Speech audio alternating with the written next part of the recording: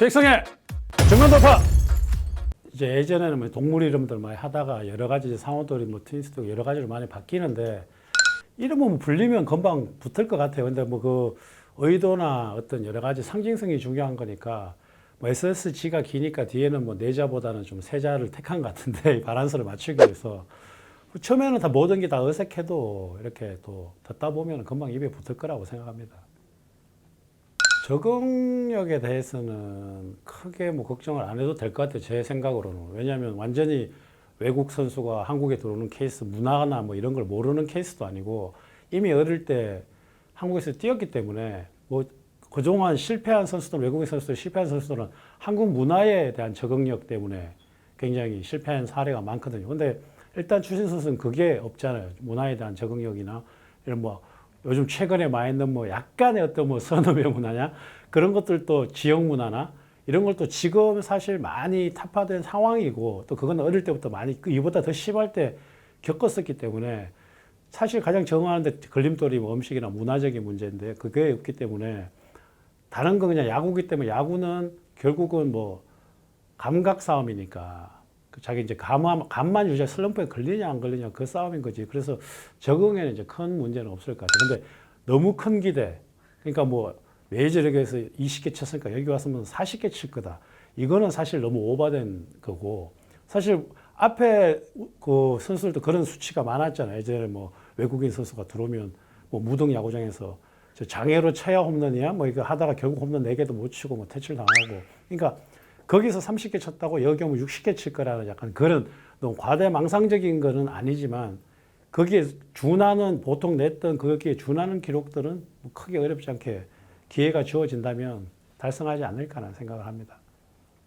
상관없이 본인의 컨디션의 어떤 조절의 문제거든요. 사실 제가 은퇴했을 때가 31살, 2살이었어요.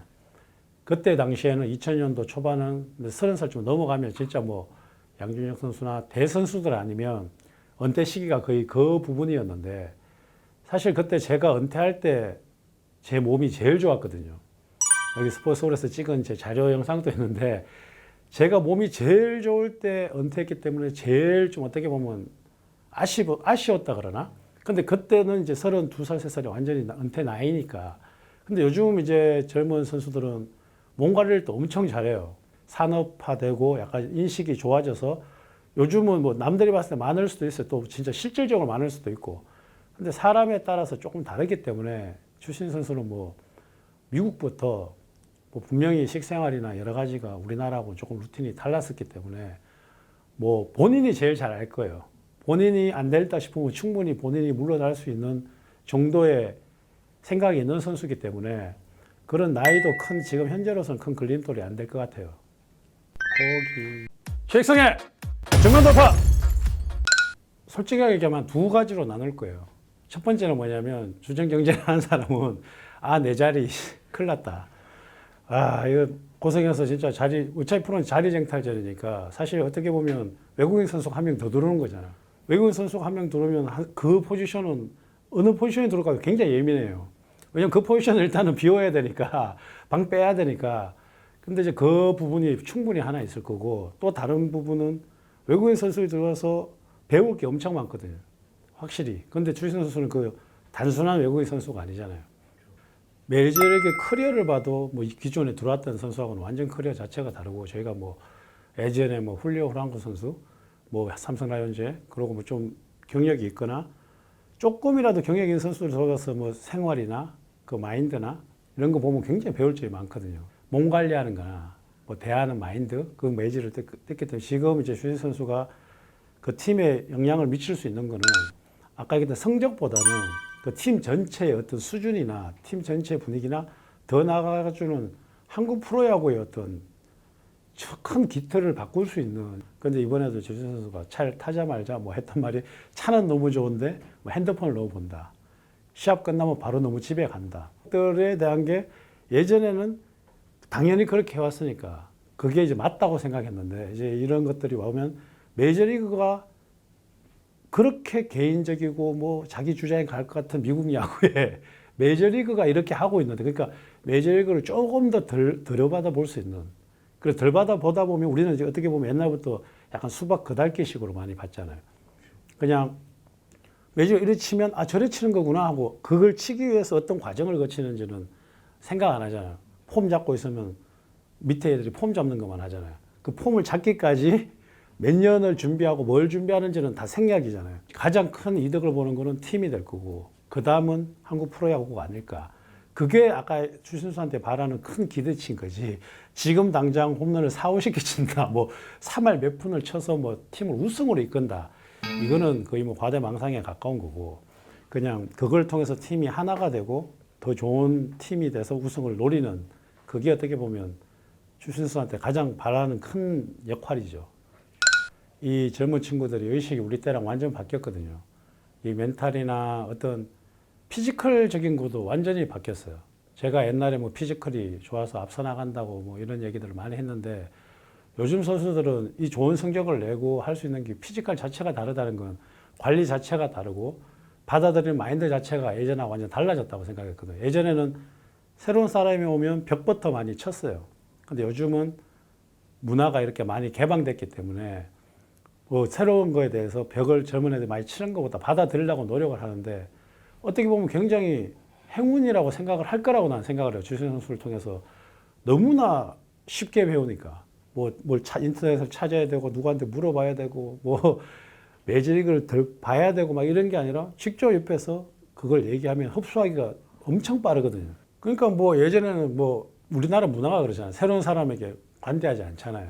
그거는 뭐 본능적이 우리나라 뭐 예를 들어 엘리베이터를 타도 외국은 타면 할로 하고 뭐 딱 못 봐도 우리나라 모르는 사람한테 안녕하세요 하면 미친놈 아니가 새로운 사람에 대한 약간 나쁜 게 아니지만 그냥 이 사람은 뭐 이렇게 말하면 네가 나한테 뭐 한다고 약간 이런 성향들이 있잖아요. 서로 대화에 대해서 저도 그런 게 있지만 근데 이제 그런 것들이 조금 많이 허물어지고 더구나 저도 옛날에 이제 미국에 관심이 엄청 많아서 뭐 타격 폼도 되게 특이했고 뭐 웨이트 트레이닝도 많이 하고 근데 그런 것들을 저는 책이나 영상을 통해서 받아들여야 되는데 제가 그냥 미국 교육리가 이런 거 갔을 때는 제가 보고 싶었던 걸 옆에서 보니까 엄청 좋았어요.